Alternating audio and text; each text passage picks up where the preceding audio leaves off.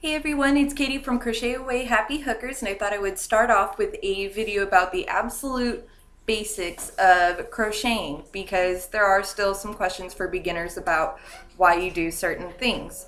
Let's start with, of course, our magic wands. And by magic wand, I mean our crochet hooks. They come in a multitude of sizes. This is one of the smallest I have found. This is a B2. Now they also go all the way up to one of the common large ones anyways, is our N size. Usually use 2 strands to make chunky things with that. I have seen Q's and S's, I've even heard of S's, and I'm sure somewhere in the world there's a size Z crochet hook. Why? I don't understand.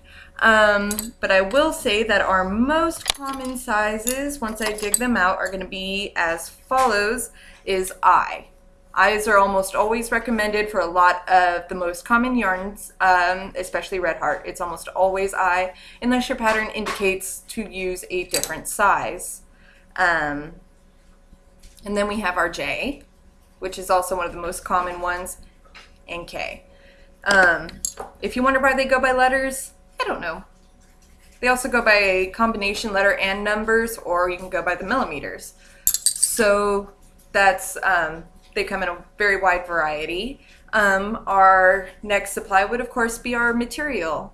This is just some old leftover scrap Red Heart yarn, worsted weight, medium worsted weight that I have left over from, I don't know.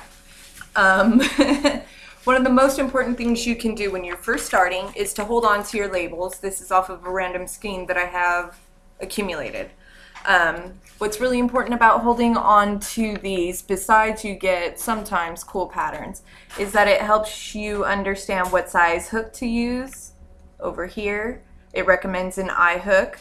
It tells you how many yards that you have, so you can approximate and guesstimate how many yards you need for certain things.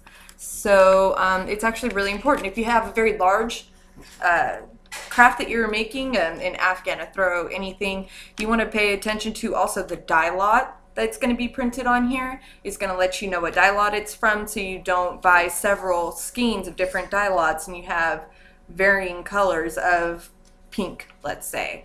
It'll also tell you what weight it is, because there's difference between fingering, baby, sports, all crochets differently. So you always want to hold on to that. Also, what's very important is to follow your pattern when it comes to your crochet hook size and your tension. If you crochet too tightly on something that's supposed to be 7 inches, you will come up with a craft that is 5.5 inches, and you will never be able to fit your crochet hook in the top of your stitch, which is a pain in the butt and causes crochet hooks to be chucked in different directions. Personal experience.